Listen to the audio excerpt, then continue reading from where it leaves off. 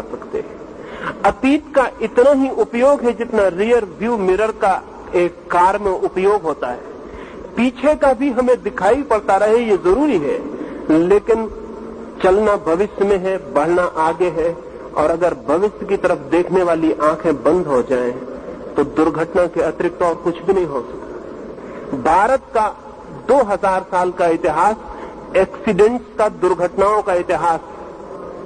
इन 2000 सालों में हम सिवाय गड्ढों में गिरने के किन्हीं ऊंचाइयों पर नहीं उठे। गुलामी देखी है, गरीबी देखी है, बहुत तरह की दीनता और बहुत तरह की परेशानी देखी है।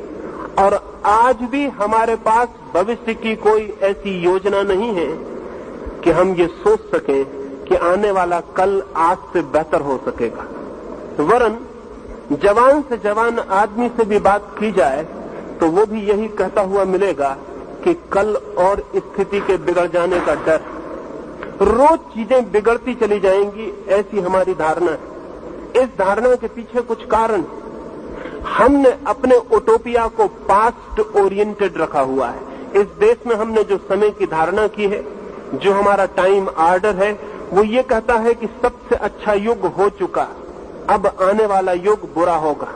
सतयुग हो चुका, कलयुग हो रहा है और रोज हम अंधकार में उतरते चले जाएंगे। जो भी अच्छा था वो बीत चुका। राम, कृष्ण, नानक, कबीर, बुद्ध, महावीर, जो भी अच्छे लोग हो सकते थे वो हो चुके। अब भविष्य में जैसे कोई अच्छे होने का हमें उपाय नहीं दिखाई पड़ता। लेकिन ध्यान रहे, जो भविष्य में अच्छे आदमियों को पैदा हम न कर पाए तो हमारे अतीत के अच्छे आदमी झूठे मालूम पड़ने लगेंगे। अगर हम भविष्य में और श्रेष्ठताएं न छू सके तो हमारे अतीत की सारी श्रेष्ठताएं काल्पनिक और कहानियां मालूम पड़ने लगेंगी, क्योंकि बेटा बाप का सबूत होता है। और अगर बेटे गलत निकल जाएं तो अच्छे बाप की बात सिर्फ मन भुलाने की बात रह जाती, वो गवाही नहीं रह जाता। भविष्य तय करेगा कि हमने अतीत में राम को पैदा किया या नहीं पैदा किया। अगर हम भविष्य में राम से बेहतर आदमी पैदा कर सकते हैं तो ही हमारे राम सच्चे साबित होंगे।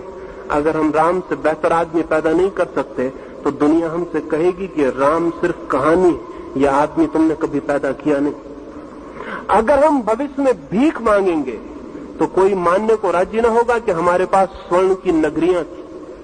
और अगर भविष्य में हम सिर्फ गुंडे और बदमाशों को पैदा करेंगे तो नानक पर कितने दिन तक भरोसा रह जाएगा कि ये आदमी हुआ था। ये बहुत ज्यादा दिन तक भरोसा नहीं रह जाएगा। इसलिए पीछे के अच्छे आदमियों को याद करना काफी नहीं है।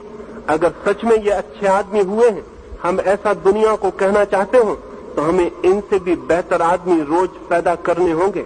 जो रोज ऊंचाइयां चढ़ते हैं वे ही गवाही दे सकते हैं कि उनके अतीत में भी उन्होंने ऊंचाइयां छुई होंगी। लेकिन अगर हम रोज गड्ढों में गिरते चले जाएं तो फिर दुनिया हमसे कहेगी कि अक्सर भिखमंगे सपने देखते हैं कि उनके बाप सम्राट थे, लेकिन ये सपनों से कुछ सिद्ध नहीं होता।